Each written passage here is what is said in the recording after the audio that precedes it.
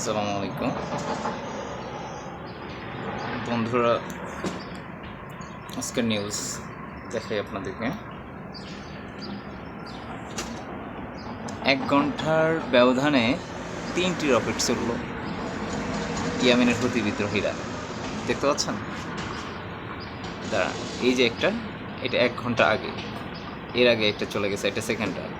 আর উপরে যেটা যাচ্ছে দেখেন, ওটা মাত্র ছুড়েছে, এখনও সৌদি আরবের আকাশে আছে। দেখতে পাচ্ছেন? যাচ্ছে ওই তো, জুম করতেছি একটু।